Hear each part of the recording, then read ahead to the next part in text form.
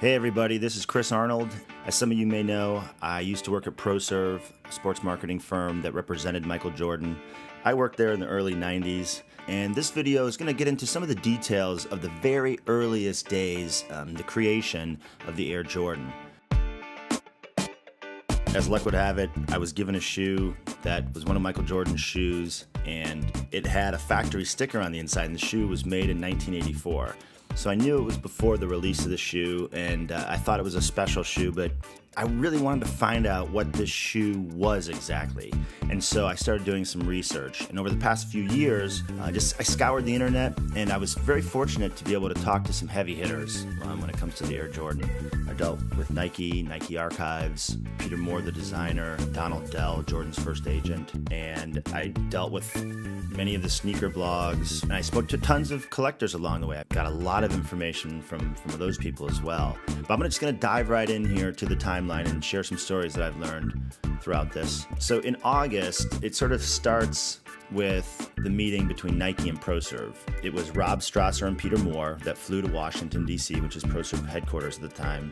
And it was a Saturday meeting they had with Donald Dell, who was the founder and chairman of ProServe and Jordan's agent, and his assistant.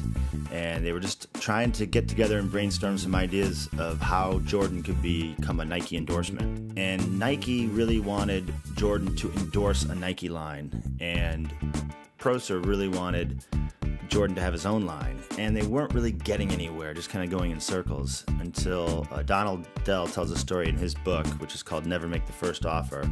Tells a story of that meeting, and he says that all of a sudden Peter Moore just said, "What about Air Jordan?"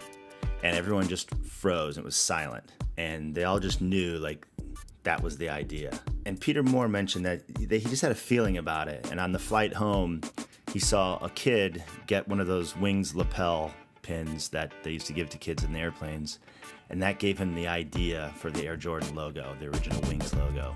Again, now this is like over 30 years ago, so I don't have the exact dates of some of this stuff, but before the Bulls training camp, Nike did a couple of photo shoots, and they were shot by Chuck Kuhn.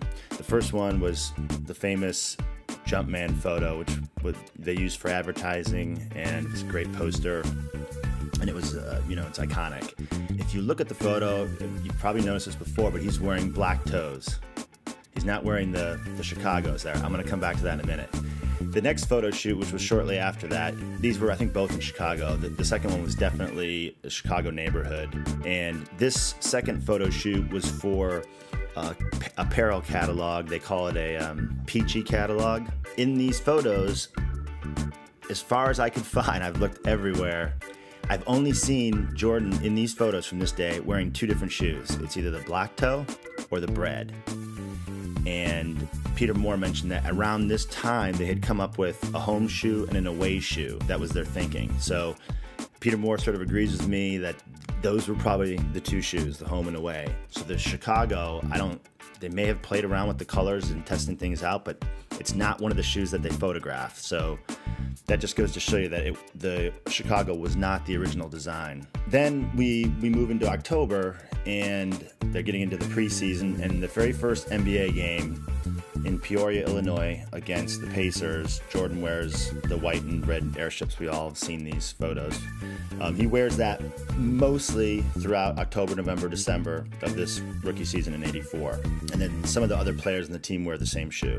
Next, we get to the band shoe. So we all know now that the band shoe was not an Air Jordan shoe. It was what looks to be like a pair of airships that were black and red.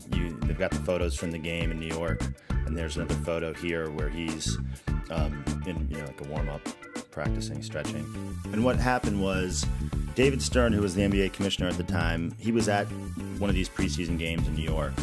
I'm pretty sure it was the one that was upstate. And he saw the shoes, and he banned the shoes. Then he banned them in October. And there's a famous letter floating around that's dated February of '85, where it's another person at Nike referring to the ban and putting it in writing. But they were definitely banned right then. And that affected what Nike was doing with the shoe. So, it looks like before they had the photo shoot set up with the home and away shoe, and then the band happened, and they sort of, had to change their plans and shift things around.